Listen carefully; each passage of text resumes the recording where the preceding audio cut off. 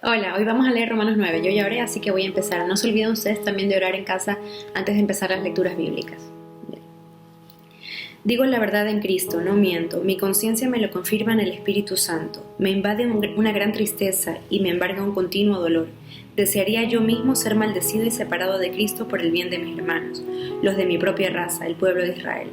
De ellos son la adopción como hijos, la gloria divina, los pactos, la ley y el privilegio de adorar a Dios y contar con sus promesas. De ellos son los patriarcas y de ellos, según la naturaleza humana, nació Cristo, quien es Dios sobre todas las cosas. Alabado sea por siempre. Amén.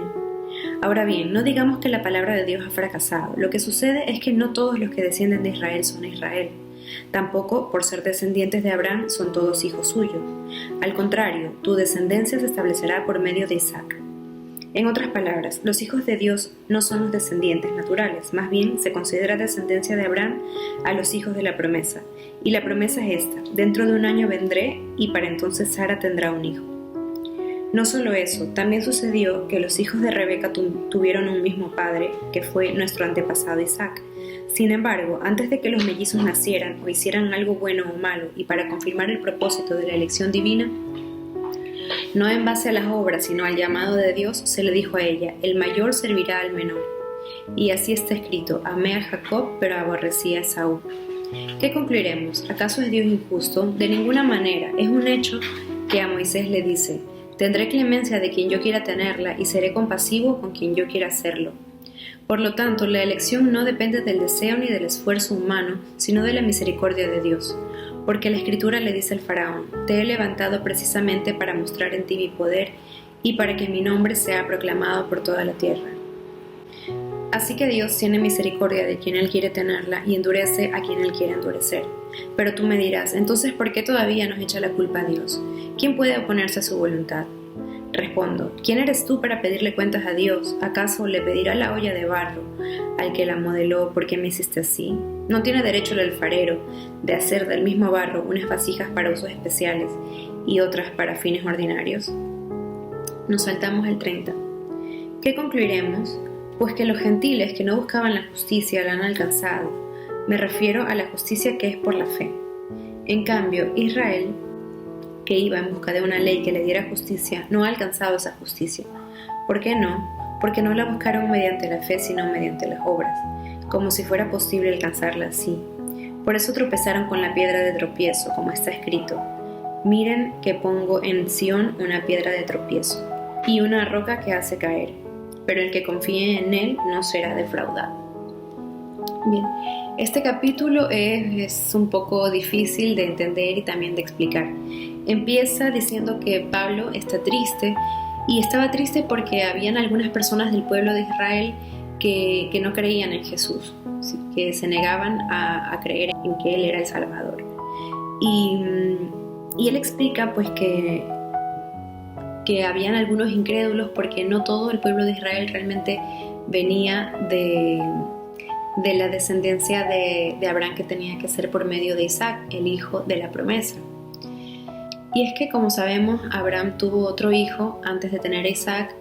Como Sara no quedaba pronto embarazada, a ella se le ocurrió que se acostase con la criada y tuvo a Ismael, pero este hijo estaba fuera del plan de Dios.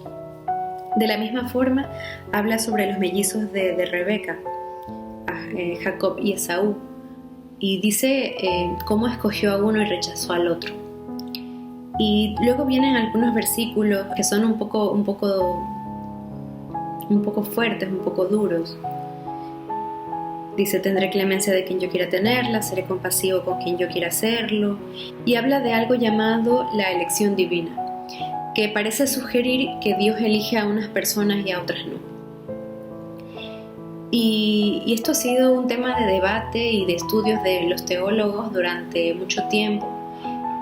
Y la conclusión a la que muchos de ellos llegan es que Dios ya sabía de antemano, por ser un ser omnisciente, es decir, que lo sabe todo, sabía ya de antemano quiénes lo iban a rechazar, quiénes iban a creer en Él y quiénes no.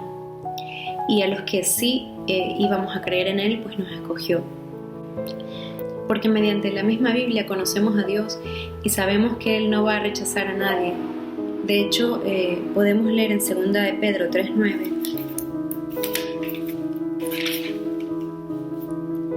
yo lo tengo aquí subrayado, dice: el Señor no tarda en cumplir su promesa, según entienden algunos la tardanza. Más bien, Él tiene paciencia con ustedes, porque no quiere que nadie perezca, sino que todos se arrepientan.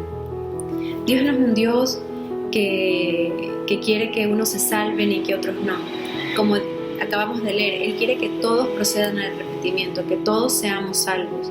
Lamentablemente hay personas que por más que conozcan el Evangelio, por más que se les predique, por más que se les intente convencer, no van a creer.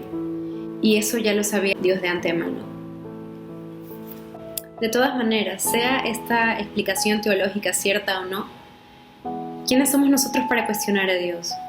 La Biblia nos deja ver que Dios es un Dios bueno, Dios es un Dios justo y también es un Dios soberano, que siempre hará su voluntad.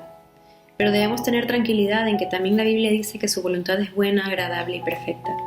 El capítulo termina diciendo que los israelitas no creían porque ellos buscaban una ley que les diera justicia por medio de las obras. Y de esa forma nunca la iban a alcanzar. Era mediante la fe, como ya lo habíamos leído antes. Hasta aquí leemos hoy y nos vemos en el siguiente capítulo.